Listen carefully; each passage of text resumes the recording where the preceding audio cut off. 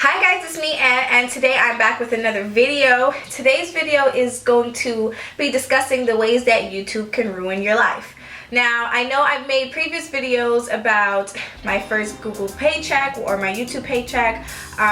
Beware of, networks, just, giving you information about YouTube from all the research and stuff that I've done. So I figured that this would be a nice topic to open a discussion and, see what you guys think. So, you want to be a YouTuber, maybe you want to do it as a hobby, maybe you aim to be a YouTuber with millions and millions of subscribers and whatever the case is, or maybe you just want 100K or 200K, you have your own goal. Or one of the downsides is you'll always have this pressure to look a certain way. Let's face it, if you have 100K subscribers and you live in, let's say, New York or Miami or somewhere, you're bound to run into your subscribers. So having an off day is like a very big deal. You always have to be conscious of, okay, well, maybe I can't wear these holy sweats outside, or maybe I can't put this t-shirt on because it may be offensive. So you always have to think of stuff like that. Another thing how YouTube can kind of ruin your life or just make it a little harder is you then have to potentially start watching what it is you say. Now, we all have opinions, especially me. I'm very opinionated, but when you get into a certain kind of realm of YouTube, you have to, just pull back the urge to say everything that you're thinking. You'll have to filter it a bit more because, again, you want to be conscientious to the fact that you may offend somebody or offend a group of people, and one wrong move can cost you thousands of subscribers. And if it's something that you want to do full time, you can't afford to take that hit. Another way that YouTube can potentially ruin your life is you will have a big social media following. So you have thousands of followers or whatever, and you're what some people would consider social media famous or Instagram famous.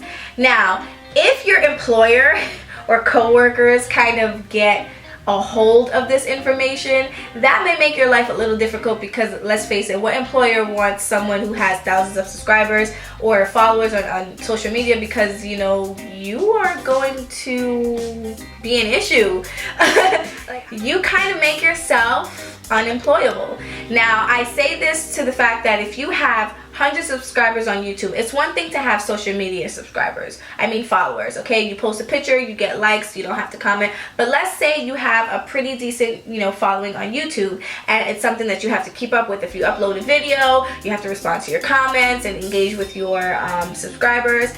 Employers don't want to hear that. So if they're able to kind of like Google you or search you and your YouTube channel pops up, that can make you unemployable, because you're like, what responsible business owner is going to want someone with 60 or 70K subscribers on YouTube? And even if you only have 1,600 or 2,000 followers on Instagram, but 50, 60K on YouTube, that's kind of like, I don't know. Unless you're like a makeup artist or something like that, but in like the real world, it's gonna basically make the employer feel that you're always going to be distracted, which may not be the case, but that's just how the cookie crumbles. Now, another way that YouTube can ruin your life is it can put you in a lot of financial issues. For example, if you're getting a lot of views and a lot of people are commenting that, oh my god, your camera quality is shitty or something like that, they wish you'd improve that, you're gonna have to fight the urge to go buy a camera that most likely you cannot afford at that time. But that can be a major issue, especially if you're taking your rent money or your car note money or money that you really have to fulfill your responsibilities for to build your YouTube channel.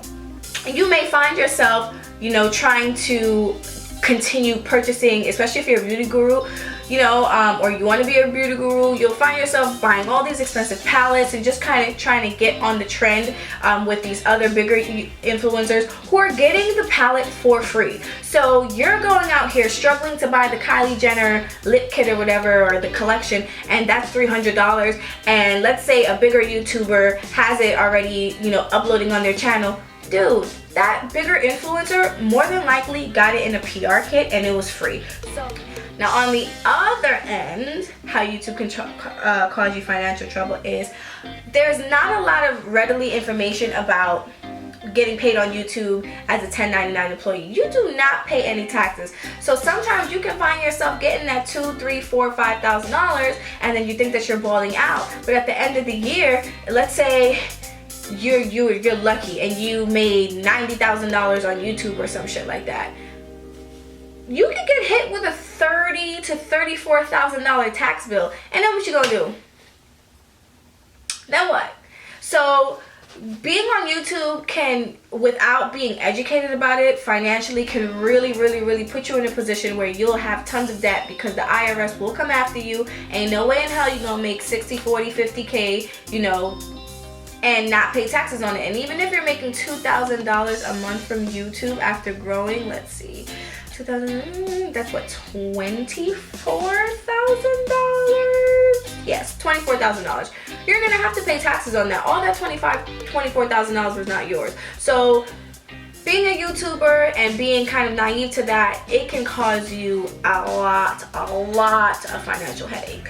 And the last thing is, you know, you never know if your friendships are real when you're becoming a YouTuber. You become a YouTuber because you then become in a position to be able to do things for others, and you never know if someone wants to hang out with you or you're chatting with you on social media because they think you're cool or because they think eventually you'll be able to put them in the same position that you are. So yeah, those are kind of just things that you need to think about when becoming a YouTuber, because although it seems kind of great to just turn on your camera, record stuff, and you're out the door, there's a lot of things that come in the back end that, you know, can kind of hinder your life a little bit.